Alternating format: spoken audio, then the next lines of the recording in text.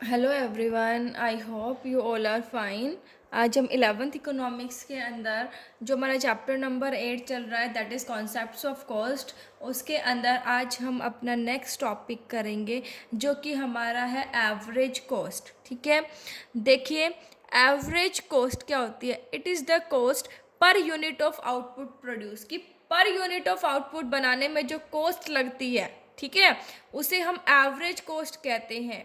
इसे हम unit cost of production भी कहते हैं। क्या कहते हैं? यूनिट कॉस्ट ऑफ प्रोडक्शन, कि एक यूनिट बनाने में कॉस्ट कितनी आ रही है। अब मान लीजिए टोटल कॉस्ट है 30, ठीक है, और हमने क्वांटिटी बनाई 5। भाई 5 बनाई, हमने 5 आइटम्स बनाए और उनको बनाने की कॉस्ट है 30। तो एवरेज कॉस्ट, एक को बनाने की कॉस्ट कितनी आ गई? 6 रुपीज़। तो ये क्या हो गया? Average cost. So average cost जो है वो किसके इक्वल होती है? Total cost divided by quantity of output. अब देखिए एवरेज कॉस्ट को कैसे एस्टिमेट करते हैं? Total cost divided by quantity. यहाँ पर आउटपुट 0 है तो टोटल कॉस्ट 10 थी। अब आप कहोगे कि आउटपुट 0 है तो भी टोटल कॉस्ट 10 क्यों है? क्योंकि टोटल कॉस्ट किसका समीशन होता है? Fixed cost plus variable cost. और आउटपुट चाहे 0 हो, फिक्स्ड कॉस्ट तो बियर करनी ही पड़ती है, देनी ही पड़ती है। इसलिए जो आउटपुट 0 है, टोटल कॉस्ट 10 है। ये हमने अपने लास्ट वीडियोस के अंदर काफ़ी अच्छे से किया था। एवरेज कॉस्ट क्या आ गई? Total cost divided by quantity. 10 divided by 0 किसके इक्वल होता है? इन्फिनिटी। जब 1 था तो टोटल कॉस्ट 20 थी, तो एक को बनाने की कॉस्ट कितनी है? 20। दो को बनाने की कितनी हो गई? 14। तीन को 34 डिवाइडेड बाई 3 11.3। फोर्थ जब बनाई 4 को, देखो 38 divided 4 9.5। 42 divided by 5 8.4। 48 divided by 6 8। ठीक है, सो ये क्या गई? एवरेज जो कॉस्ट है वो आ रही है।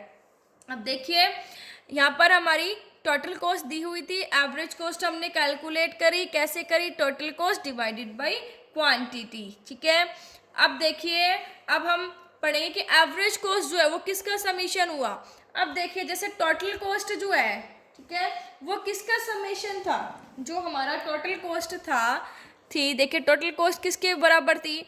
Total fixed cost plus total variable cost, है ना। अब एवरेज कॉस्ट किसके बराबर हो जाएगी? Average fixed cost plus average variable cost.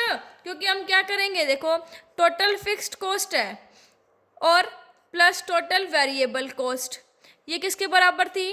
Total cost के बराबर। अब हम इसको क्वांटिटी से अगर डिवाइड कर देंगे तो ये क्या आ जाएगी हमारे पास? Average cost, that is equal to average fixed cost plus average variable cost, है ना। सो एवरेज कॉस्ट जो है वो किसका समेशन है? Average fixed cost plus average variable cost का। देखिए fixed and variable components of average cost, average cost के फिक्स और वेरिएबल कंपोनेंट्स। एवरेज कॉस्ट किसके बराबर होती है? Average fixed cost plus average variable cost. मैंने अभी बताया आपको कि टोटल कॉस्ट किसके बराबर होती है? Total fixed cost plus total variable cost. अब इसको क्वांटिटी से आप डिवाइड कर दोगे तो क्या आ जाएगा? एवरेज कॉस्ट निकलती है। एवरेज कॉस्ट निकलती कैसे? क्वांटिटी से डिवाइड कर देते हैं जब, तो ये क्या हो जाएगा? Average fixed cost plus average variable cost, है ना।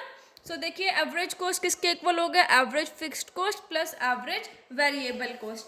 अभी हम स्टडी करेंगे कि एवरेज फिक्स्ड कॉस्ट क्या होता है।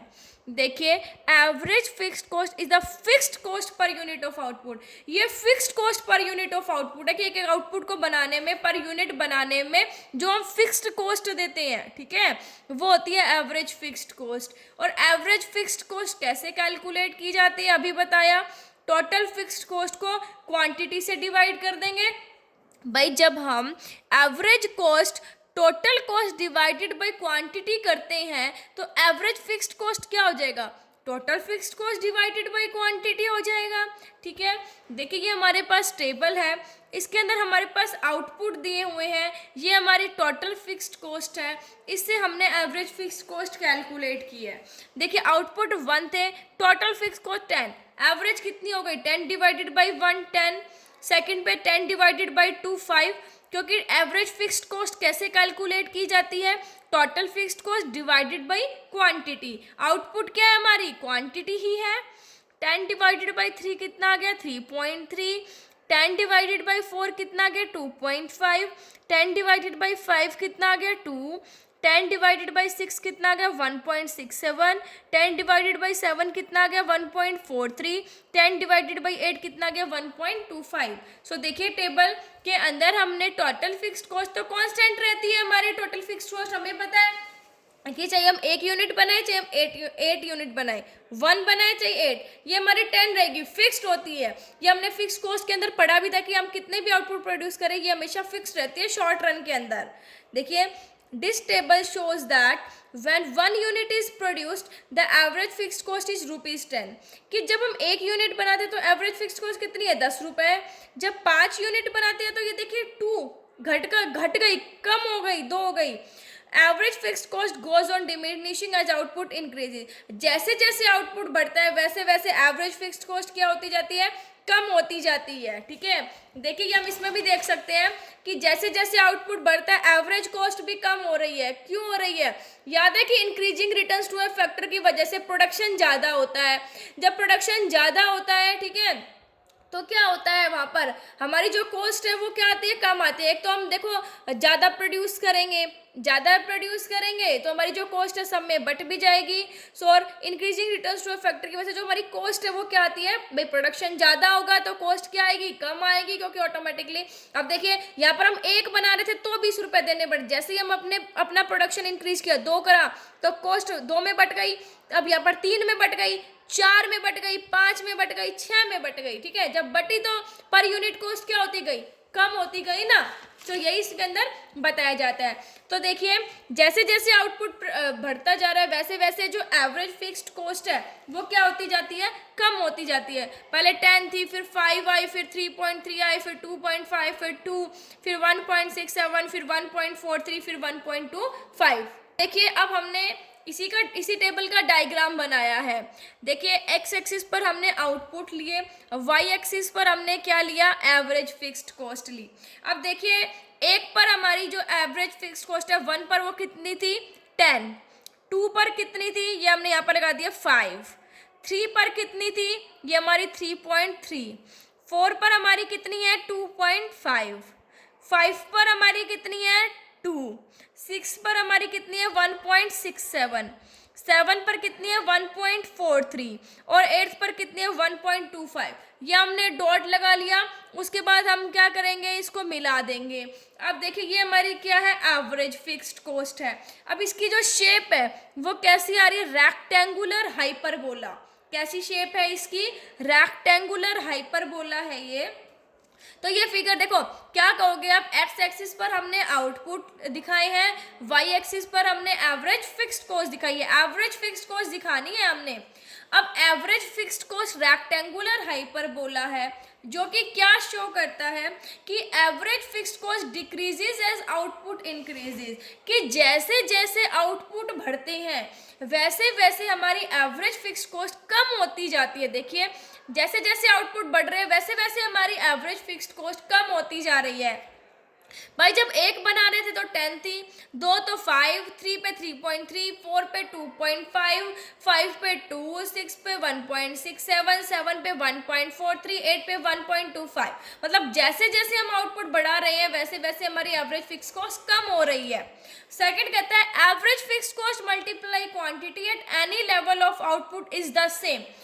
देखिए कोई भी आउटपुट ले लीजिए, मान लीजिए ये आउटपुट है, इस पॉइंट पर ये हमारे पास 8 पॉइंट है। इसके ऊपर अगर हम average fix cost multiply quantity करते हैं तो सेम है। भाई यहाँ पर हमारी एवरेज फिक्स कॉस्ट कितनी है 10 और क्वांटिटी कितनी है, 1 बना रहे थे तो ये 10 के इक्वल आ गया। दूसरी पर देखो एवरेज फिक्स कॉस्ट थी हमारी 5 और क्वांटिटी कितनी प्रोड्यूस कर रहे हैं 2, ये कितना हो गया 10। थर्ड पे क्या था 3.3 मल्टीप्लाई ये कितने करे 3, ये हमारा कितना हो जाएगा 9। तो ऐसे हम जितने भी पॉइंट पर करेंगे ना सारे के सारे का आंसर क्या आएगा 10 आएगा। ठीक है, तो यहाँ पर ये कहते हैं कि रेक्टेंगुलर हाइपरबोला क्यों, क्योंकि average fixed cost multiply quantity आप किसी भी पॉइंट पे कर लेना वो सेम रहेगा, क्योंकि ये किसके इक्वल होता है, average fixed cost multiply quantity total fixed cost के इक्वल है। क्योंकि देखिए यहाँ पर आप average fixed cost multiply quantity करोगे तो टोटल फिक्स्ड कॉस्ट के इक्वल आएगी। देखो सेम है ना, टोटल फिक्स्ड कॉस्ट कांस्टेंट है जो कि हर लेवल ऑफ आउटपुट पर कांस्टेंट रहती है। चाहे आप 4 को करके देख लीजिए 2.5 थी तो भी 10 है, 8 को करके लीजिए तो भी 10 है। 3 मैंने ये करके दिखा भी दिए, तो आप जितनी भी करोगे ये क्या रहेंगी, कांस्टेंट रहेंगी। तो इसलिए एवरेज फिक्स्ड को जो है रेक्टेंगुलर हाइपरबोला रहता है। सो आई होप आपको ये टॉपिक समझ आ गया होगा। Thank you, stay safe, stay home.